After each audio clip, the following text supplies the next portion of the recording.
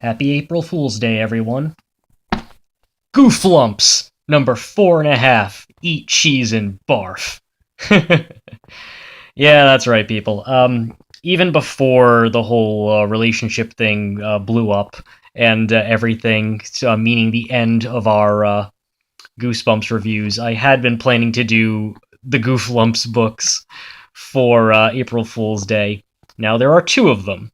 There's Eat Cheese and Barf, which is number 4.5, and there's also Stay Out of the Bathroom, which is 2.5.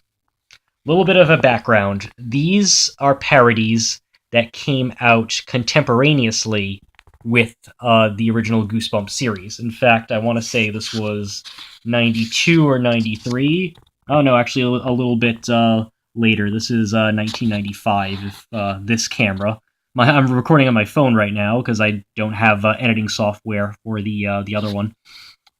But yeah, 1995 by, hey, an actual author name, not Parachute Press, Robert Hughes, who is credited here as R.U. Slime.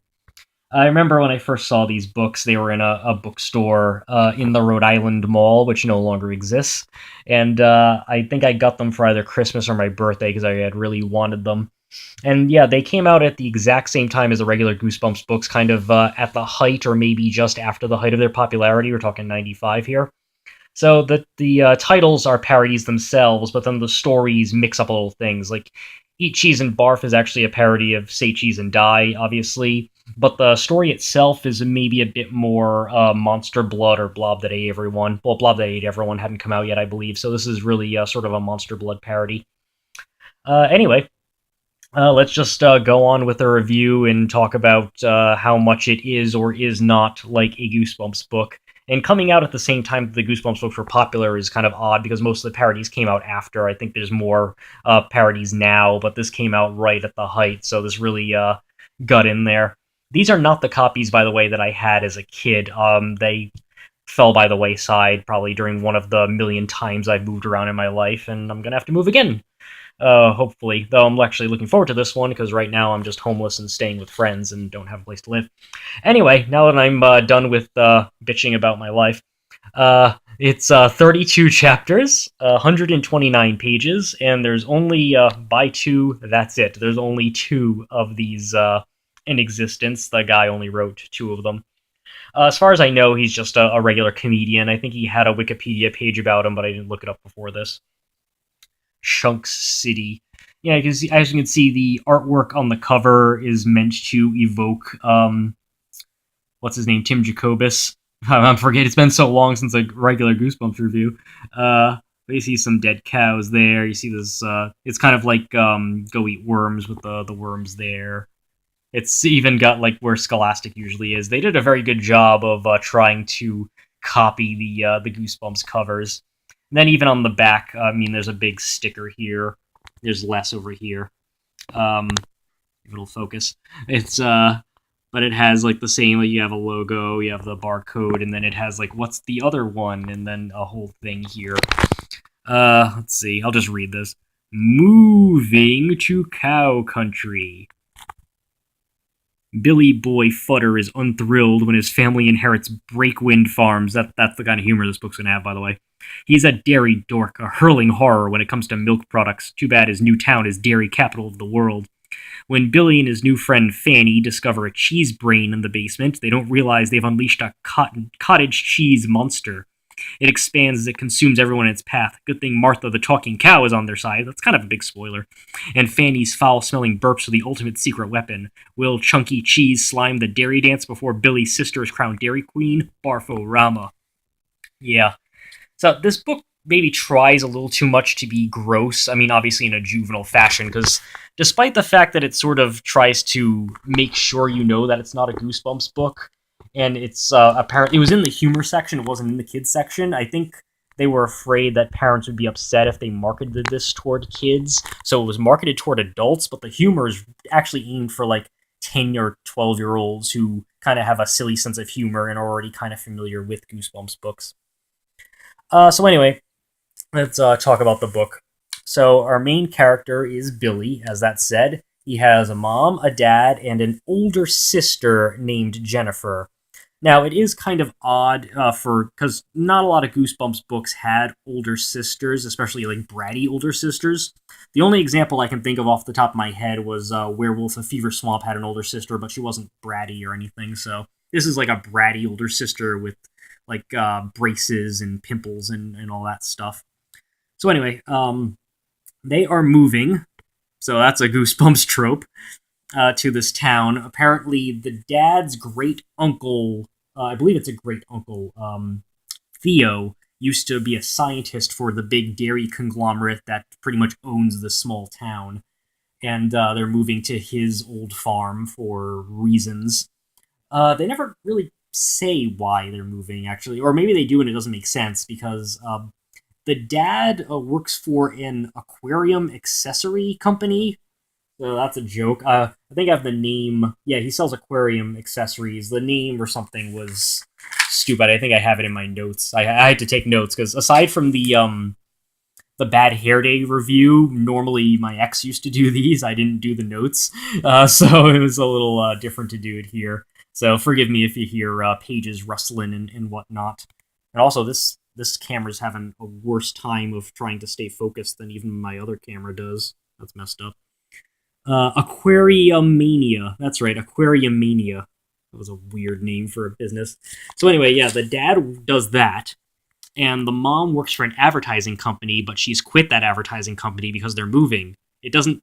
So why are they moving? It never really quite makes sense. Um. So anyway, yeah, it opens with a dream, basically about Billy vomiting. Basically, the smell of milk, not so much the sight, sometimes a little bit, but the smell of milk especially will cause him to projectile vomit. He's like even worse than lactose intolerant. And of course, this town is run by a dairy conglomerate, and it's the dairy capital of the world, so he's constantly in danger of throwing up there.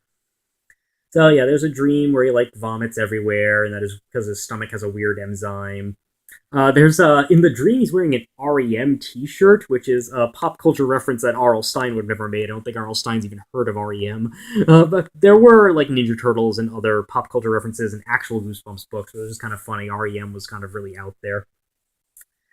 But yeah, you find out it's just a dream, and so they're moving to this town, Bledsoe, New York. I think they specifically say it's New York, which is not. Even though R.L. Stein himself lives in New York City, New York would never be a setting. I mean, he did have Vermont in Jekyll and Heidi, but that was obviously ghost written, and but most of it is just kind of take place in like the Midwest or wherever he's from, or they seem to take place there. I mean, there's other ones. What was it? Legend Lost Legend is like in Alaska for a bit or something, or Abominable Snowman in Pasadena. But generally, New York is kind of weird.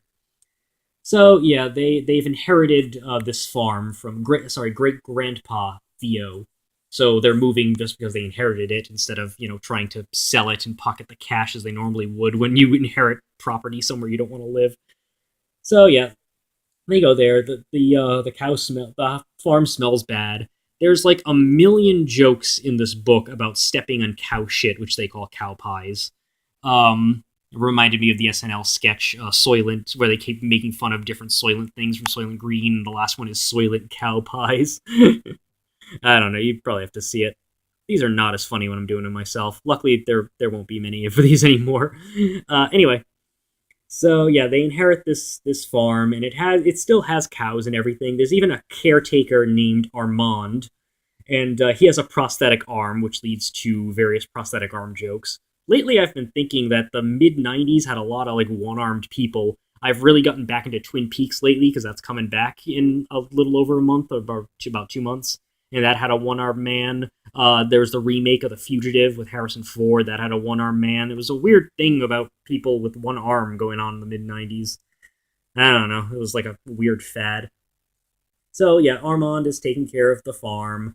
There is a cow named Martha. Spoiler alert: she talks. They really shouldn't have revealed that on the back, but whatever.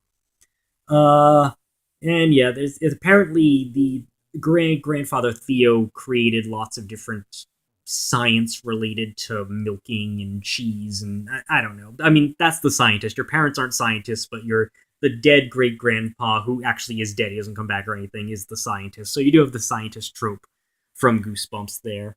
Um, I wish this camera would focus. Anyway, so the Yeah, he was a so the great grandfather was a research scientist and a farmer. That's a weird two things to combine. Yeah, Armand claims that his arm was sucked clean off by a milking machine. And then the idea that there's this like annual dairy dance, which is a very like small towny kind of thing that you'd see in teenage like horror movies and stuff, prom night and things like that. Or even like I Know What You Did Last Summer with the parade and the beauty contest or whatever. Even though I Know What You Did Last Summer, I think was 2 years after those '97. So you're introduced to that. You find that this is actually in the middle of summer vacation. So this is the middle of the summer. Basically, the school year has ended. The older bratty sister had to leave her boyfriend behind, so she's very upset about that. Um, and soon we're introduced to a guy named Jonathan Kirtle. He's apparently the president. He's a very like withered old man. I'm thinking like Mr. Burns when he went into a Howard Hughes phase in that casino episode of The Simpsons. He's like very like old and creaky. He also has a like nephew. I believe his name is Jeremy. They come over to the house. Um, it's he's a little menacing, but he seems to be nice. Jeremy or Jerry seems to take a liking to Jennifer, the older sister, so they're starting to hook up. Um, it all seems a little off. And then Billy just kind of goes around town. There's a cop named Officer Eclair. There's a lot of punny names like that, but Stein was always big on those two. And he ends up meeting a blonde-haired, blue-eyed girl. There's no redhead in this story, as far as I can tell, so no redhead alert. Her name is Fanny. Apparently, she can burp, and the burps always smell like rotten eggs, and that makes Billy barf. Um, but I guess her family owns a mix of hairdresser and milkshake store. It's really weird. I don't know what they're going for there. But apparently, now for someone who absolutely despises cheese like I do, this is the weirdest thing. This place specializes in cheese flavored milkshakes. So like brie and Munster and cottage cheese. It's just the most disgusting fucking thing. It makes me want to vomit right now to think about. You don't even have to be Billy Futter in to have that. So anyway, anyway, when they move into this farm, the parents offer Billy $1 an hour, ooh, capitalist slave wages, to clean out the basement. And Fanny takes a liking to Billy for some reason, so she's helping him. And when they're cleaning the basement, they find that there's like a hole in the basement wall, and then hidden behind that, there's a diary. The diary only has one message, which is to not show it to any of the Curdles. So don't show it to the head of the corporation or Jerry or anything. And the rest of it is just filled with like formulas in mathematics and charts and stuff. There's no other like words proper in there. And they also find this container, this like pot.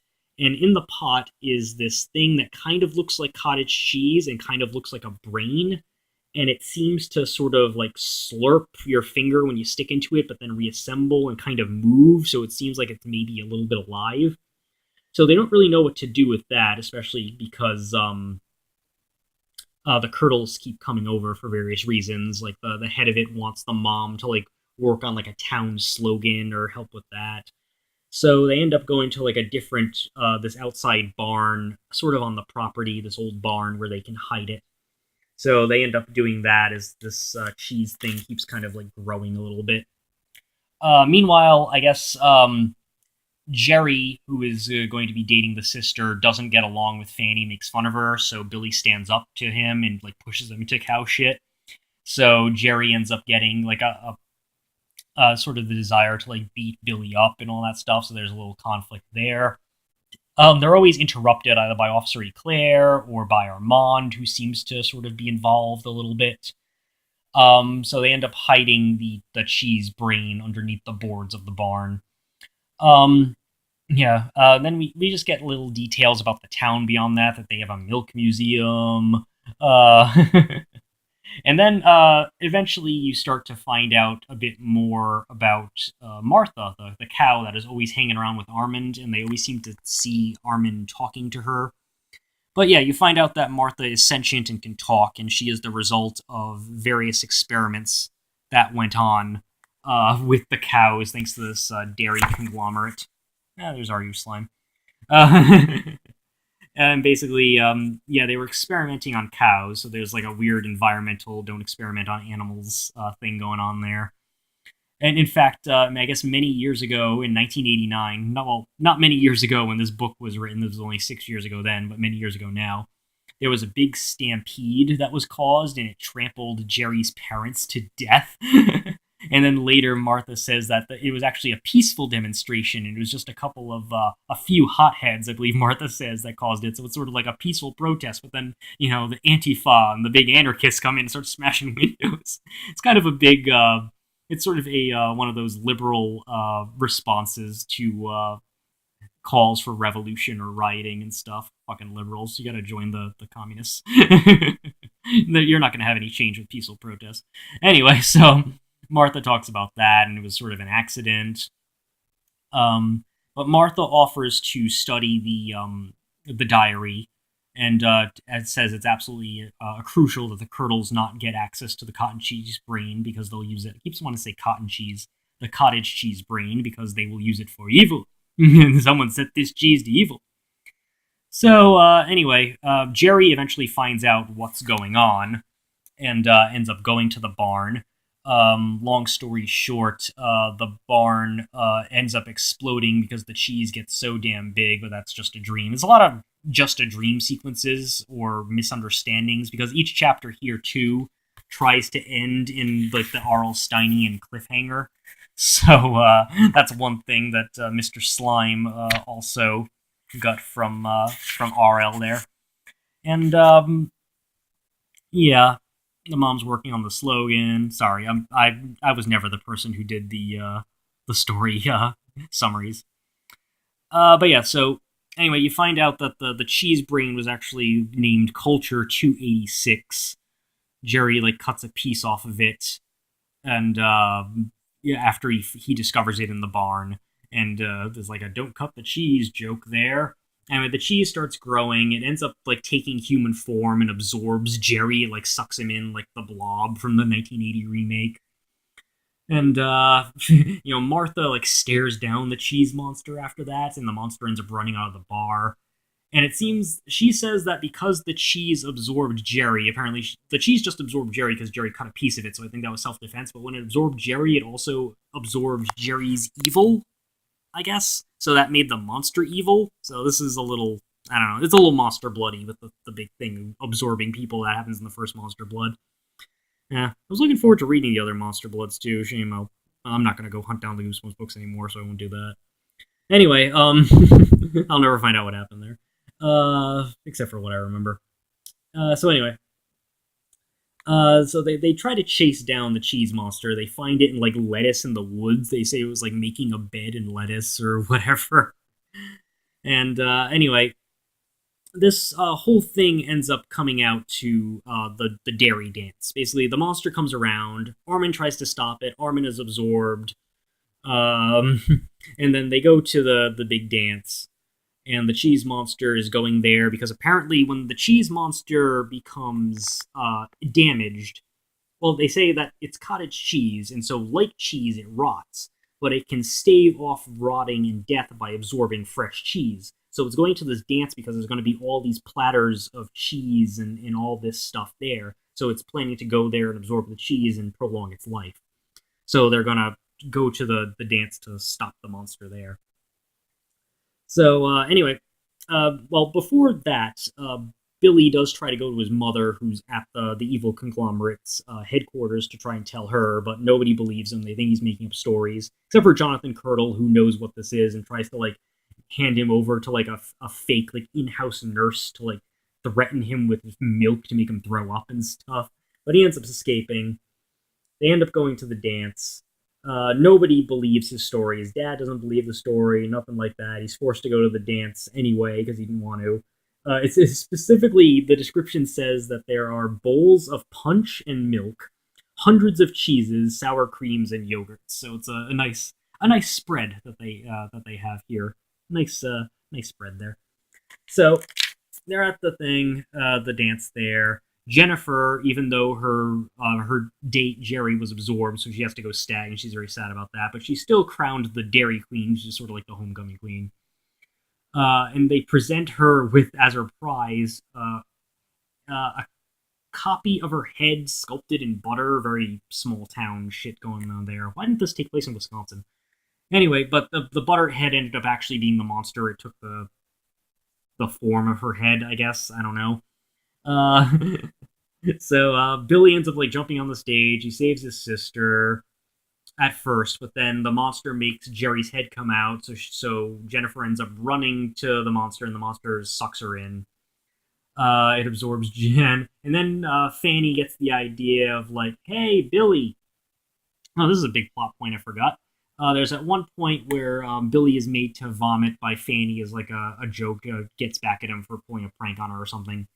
And we find out that Billy's vomiting enzyme will burn or dissolve the cheese parts of the cheese monster. So Fanny gets the idea. It's like, hey, I'll make you burp. I'll burp. I'll make you throw up, and we'll kill the monster that way. But the burps don't make him vomit enough. So she's like, you have to eat the cheese. Oh no, actually it's different. She tells him to eat the cheese, but he won't, and then so she starts burping. And then the burps make him barf, and then the barf, it dissolves the monster, and all the people it started eating fall out one by one. And the dad says, "Oh, look at what happened."